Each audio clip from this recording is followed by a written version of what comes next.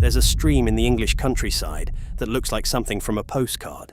Moss-covered rocks line the banks, trees arch overhead creating dappled shade, and the water flows through a channel so narrow you could jump across it with a running start. The whole scene looks peaceful enough that tourists stop to take photographs. Children play on the stepping stones nearby, and couples walk hand in hand along the path that runs beside it. The water makes gentle sounds as it flows between the rocks, nothing like the roar of dangerous rapids. In summer, butterflies land on the wild flowers growing along the bank. In autumn, fallen leaves collect in the slower pools at the edges. Everything about the place suggests tranquility and safety, but people keep dying here, not occasionally, not from freak accidents that could happen anywhere.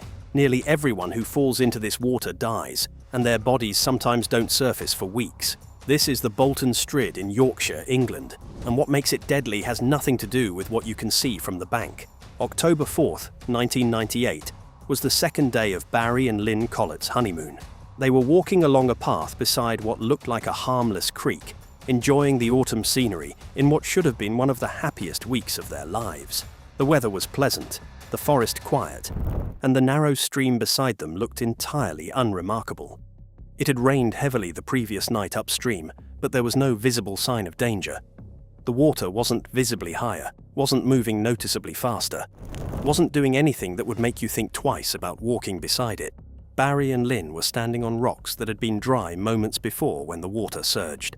A hiker upstream watched it happen.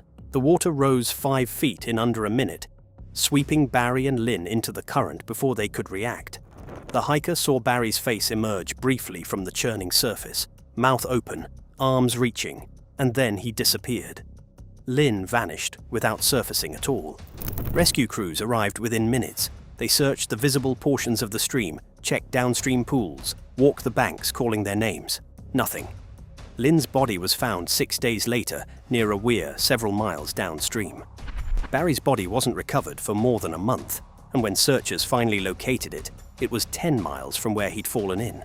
The local newspaper reported the deaths as a tragic accident, which technically they were, but the word accident suggests something unpredictable, something that couldn't have been foreseen. The Bolton Strid has been killing people in exactly this way for at least 800 years. Everyone who lives nearby knows what happens when you fall in. The question is, why a stream narrow enough to jump across kills with such reliable efficiency? The River Wharfe flows through Yorkshire for 65 miles, winding through valleys and farmland, in a route that has remained unchanged for thousands of years. For most of its length, the river is about 30 feet wide and only a few feet deep, shallow enough that you could wade across without the water reaching your knees. Families picnic along its banks, fishermen cast lines into its pools, and the whole thing looks and behaves exactly like a normal English river should. But near Bolton Abbey, the underlying geology changes. The river encounters a section where the bedrock is different, where limestone formations create a natural bottleneck. The river narrows from 30 feet across to just 6 feet, and what happens in that transition transforms the entire character of the waterway. When a river narrows but the same volume of water keeps flowing, the water has to go somewhere. It can't slow down or back up like traffic approaching a construction zone. The same amount of water that was spreading across 30 feet of width gets forced through a 6-foot gap, and the only direction it can go is down. The river essentially flips on its side. All that horizontal width becomes vertical depth. For many years, depth estimates for the Strid ranged around 30 feet, which was already concerning for such a narrow channel. But in 2021, sonar measurements revealed something far worse. The actual depth in places exceeds 200 feet. The river has carved vertical shafts through the limestone bedrock, creating chambers that extend down through solid rock with no visible indication from the surface. You're looking at what appears to be a creek 6 feet across. What you're actually seeing is the top of a vertical river 200 feet deep. Your eyes tell you it's shallow water you could step over. The physics tell you it's a column of churning water deeper than a 20-story building is tall. The geology creates the depth, but it also creates something worse. The River Wharfe flows over Carboniferous limestone, a type of rock that dissolves slowly when exposed to slightly acidic water. River water is naturally acidic because it absorbs carbon dioxide from the atmosphere and from decaying organic matter. That weak acid has been eating away at the limestone bedrock for thousands of years. The process happens microscopically at first. Each time the river flows over the rock, it dissolves tiny amounts of calcium carbonate from the surface. Those amounts add up over centuries and millennia, creating cracks that widen into fissures that expand into tunnels that grow into caves. Some of these voids might be large enough to stand in, while others might be narrow passages that twist through the rock in ways no one has mapped. Nobody knows the full extent of the cave system beneath the Strid. The current is too strong for divers to explore safely, the passages too complex to follow, and the risk too high to justify the attempt. What's certain is that the caves exist, that they're extensive, and that they create spaces where anything that falls into the water can become trapped against rock walls with no escape route. When you fall into the Strid, you're not just fighting a current, you're being pulled into an underground maze carved through stone. The narrowing creates another deadly effect beyond the depth and the caves. When water is forced through a constricted channel, its velocity increases and pressure drops in the center of the flow. This creates what's called the Bernoulli effect, where the low pressure zone actively draws you toward the center line rather than allowing you to swim toward the bank. The bank looks close enough to reach, maybe 6 feet away, but swimming perpendicular to this current requires more strength than most people possess. The harder you struggle, the faster you tire, and the current never weakens. The turbulence compounds the problem. The water churns in complex vortices, spinning in multiple directions, creating pressure differentials strong enough to rupture eardrums and slamming bodies against rock walls, hard enough to cause internal injuries. And then there are the undercut banks. As the acidic water dissolves the limestone, it creates overhangs where the rock extends out over the water below the surface. These are invisible from above because they're underwater, but they create a ceiling of solid stone just beneath what looks like open water. If you fall in and manage to fight the current long enough to try swimming upward toward air and light, you might find yourself hitting your head against rock instead of breaking the surface. The overhang traps you beneath a stone ceiling, and the current pins you there with force measured in tons per square foot. Once you're under that overhang, disoriented and running out of air, there's no way to find the narrow gap that would allow you to escape. The oldest documented death at the Strid happened in 1152, though local memory suggests people had been dying there long before anyone thought to write it down. William de Romilly, known as the Boy of Egremond, was out hunting with his greyhound when he came to the narrow channel. The distance looked manageable, just a running jump across 6 feet of water to reach the other side. His greyhound sensed something wrong and hung back, refusing to jump. The dog's hesitation created tension on the leash that threw William off balance mid-leap. He fell short, hit the water, and disappeared beneath the surface. Searchers looked for his body for days, but the Strid didn't return it. His mother, Lady Alice de Romilly, was so grief-stricken that she donated the surrounding land to Augustinian monks who built Bolton Abbey on the site. 800 years later, the abbey still stands, an unintended memorial to a boy who misjudged what looked like a harmless creek.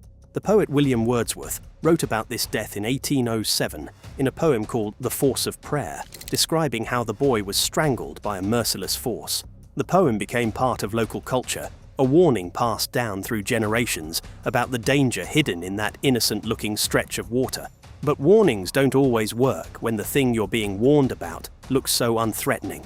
Between 1877 and 1934, at least 3 more deaths occurred. An artist painting watercolors near the bank slipped on wet rocks and fell in. A tourist attempting to jump across misjudged the distance. Their bodies were found days later, miles downstream, after the river finally released them. The pattern was always the same. A moment of carelessness or bad luck, a fall into water that looked manageable, and a current that proved impossible to survive. The flash flood that killed Barry and Lynn Collett in 1998 wasn't a freak occurrence. It's a regular feature of how the Strid behaves. The River Wharfe drains 275 square miles across the Yorkshire Dales. When heavy rain falls across that territory, millions of gallons of water funnel into the same river channel. When that surge reaches the Strid, where the channel narrows from 30 feet to 6 feet, the water level can rise 5 feet in under a minute. There's no warning, no gradual increase. 1 second you're on dry rocks. The next, you're underwater with currents moving faster than you can swim. When water volume doubles but channel width stays fixed, velocity quadruples, creating a wall of force with enough power to roll boulders. Barry and Lynn never had a chance. The surge hit before they could react, swept them into the channel, and the current did the rest. The whole thing happened in seconds. June 5th, 2010 was supposed to be a happy day. Aaron Page was celebrating his 8th birthday with family near Bolton Abbey, playing in shallow water at the edge of the river with his older brother Joshua. The boys were in an area considered safe, where the water was ankle deep and the current gentle, nowhere near the main channel of the Strid. Aaron slipped on moss-covered rocks. Joshua grabbed for him but couldn't maintain his grip on wet skin. Aaron went into deeper water where the current caught him and began pulling him toward the Strid downstream. A woman standing nearby dove in and tried to reach him, swimming hard as the boy was carried past her. She got close enough to touch his hand, but couldn't hold on against the force of the water. Emergency services arrived within minutes. A firefighter positioned himself at the mouth of the Strid and managed to grab Aaron's arm as the current swept the boy toward the deadly channel. For a moment, it looked like the rescue might work. The firefighter had a solid grip. Aaron was conscious and fighting, and help was seconds away. The current was stronger than human muscle. Aaron was pulled from the firefighter's grip and disappeared beneath the surface. His body was recovered 3 hours later. The Bolton Strid doesn't discriminate. It has killed artists and tourists, hunters and honeymooners, an 8-year-old boy celebrating his birthday. The common factor in every death is the same: the deceptive appearance of water that gives no hint of the forces operating beneath the surface. Warning signs posted near the Strid read, "Danger! The Strid is dangerous and has claimed lives in the past. Please stand well back and beware slippery rocks." The signs are not exaggerating. Local legend maintains a 100% fatality rate for anyone who falls in. And while that specific claim is impossible to verify without comprehensive records, what can be verified is that there are no documented cases of anyone surviving a fall into the main channel. People still visit. Photographers come to capture images of the moss-covered rocks and the narrow gap cutting through the forest. Hikers follow the riverside path because it offers beautiful views of the surrounding countryside. Some tourists, despite the warning signs and despite the documented deaths, still attempt to jump across the 6-foot gap. Most succeed. The jump is physically possible for anyone with reasonable athletic ability, but the moss on the rocks makes the takeoff slippery. The landing zone on the far side is equally slick with wet stone.